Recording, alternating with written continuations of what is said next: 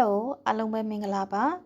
တငယ်ချင်းတွေနဲ့တနေရာရာသွားဖို့ဒါမှမဟုတ်အစီအစဉ်တစ်ခုခုလုပ်ဖို့ချိန်တဲ့အခါ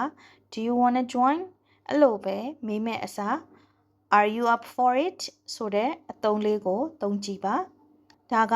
ရိုးရိုးလိုက်မလားလို့မေးတာထက်ပိုပြီးတော့အစီအစဉ်ကိုမင်းရောစိတ်ဝင်စားရဲ့လားစိတ်ပါရဲ့လားတကယ်ရောလှုပ်ချင်ရဲ့လားဆိုတဲ့ခံစားချက်မျိုးပိုပါပါတယ်ဥပမာအနေနဲ့ We are planning to go for a night walking downtown. Are you up for it? ငါတို့မြို့ထဲမှာညဘက်လမ်းလျှောက်ကြမလို့နင်ရောစိတ်ပါလားလိုက်ချင်လားလိုက်နိုင်ပါမလားဆိုတာမျိုးပေါ့နောက်ထပ်ဥပမာတစ်ခုကတော့နည်းနည်းခက်ခဲမဲ့ကိစ္စမျိုးဒါမှမဟုတ်စိန်ခေါ်မှုရှိတဲ့အလုပ်မျိုးကိုခိုင်းချင်တဲ့အခါမှာလည်းသုံးနိုင်ပါတယ်ဥပမာ This project is going to be tough. Are you up for it? ဒီ project ကတော်တော်ပင်ပန်းလိမ့်မယ်မင်းတကယ်ရောစိတ်ပါဝင်စားရဲ့လားလုပ်နိုင်မလားလို့မေးလိုက်တာပါ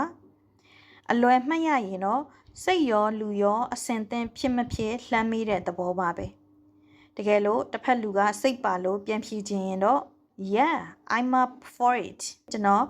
စိတ်ဝင်စားပါတယ်လုပ်နိုင်ပါတယ်လို့ပြောလို့ရပါတယ်ကျမတို့ chat box တွေမှာတော့ up for it လို့ပဲခတ်တူတူလေးမေးလေးရှိကြတယ်ပေါ့နော်အခုကြည့်နေတဲ့သူကရောအင်္ဂလိပ်စာအခြေခံတွေကိုအတူတူလေ့လာဖို့စိတ်ဝင်စားနေဆိုရင် I'm up for it လို့ရေးခဲ့ပေးပါဦးနော်ကျေးဇူးတင်ပါတယ်နောက်ထပ်သင်ခန်းစာတွေမှာထပ်ဆုံကြပါမယ် Stay sharp bye bye